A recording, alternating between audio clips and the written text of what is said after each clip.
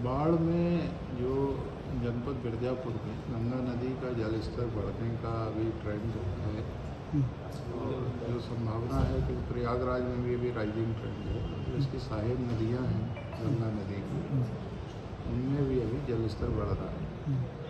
तो ऐसी स्थिति में इस बात की संभावना है कि अभी अगले आने वाले 4-5 दिनों तक ये बढ़ता हुआ क्रम जारी रह सकता है। उस स्थिति में ऐसा प्रतीत होता है कि खतरे का निशान की आसपास तो नदी जल्दी आ जाएगी, उससे थोड़ा ऊपर भी जा सकती है। तो इससे जो गांव प्रभावित हो सकते हैं वो सारे गांव चिन्हित कर लिए गए और उनके लिए जो ज़रूरी व्यवस्थाएं हैं, जैसे बाढ़ चौकियों का चिन्हीकरण करना है, नावों की व्यवस्था करना है, उसके अलावा राहत सामग्री का पैकेट करा के अगर वितरण की आवश्यकता होगी तो उसकी व्यवस्था करना है। पशुओं की जैसे उनका खुर पका, मुंह पका, इस तरह की जो बीमारियां होती हैं उससे टीकाकरण का विषय है। या फिर बाढ़ की स्थिति में जैसे शुद्ध पेयजल होता है तो उसको बनाए रखने के लिए ब्लीचिंग पाउडर है, क्लोरीन टैबलेट्स है, इन सब के प्रबंध करना है।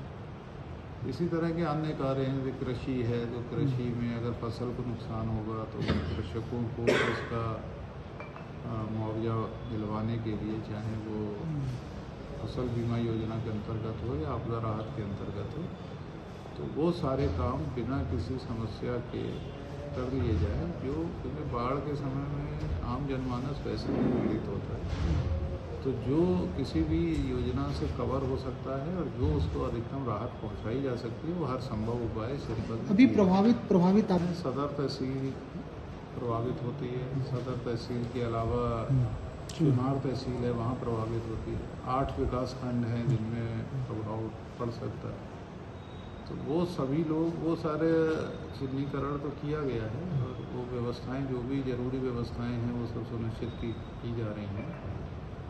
लेकिन अब बाढ़ की स्थिति को देखते हुए जितने भी विभाग हैं, चाहे वो कृषि से लेकर के, कृषि है, पशुपालन है, सीएमओ का हेल्थ है, चिकित्सा है, संचारी रोग ना है, पशुओं के रोग ना है, उनको राहत के सारे उपाय कर लिए जाएँ। इवैक्यूएशन करना हो तो उनको समय रहते अगर उनको सुरक्षित स्थान पर ले जाना है तो बाढ़ चौकियों पर उनकी व्यवस्था कर ली जाए। तैयारी आपकी पूरी है? सारी तैयारियां की गई हैं और पूरा प्रयास ये किया जाएगा कि जनता को कम से कम समस्या का सामना करना। Thank you sir. लेकिन ये SDRF है, NDRF की अगर आवश्यकता होगी तो वो भी आएगी। उससे पहले TSC की फ्लड यूनिट होती है। उन सबको जैसा आवश्यकता है उसका डिप्लॉयमेंट होगा।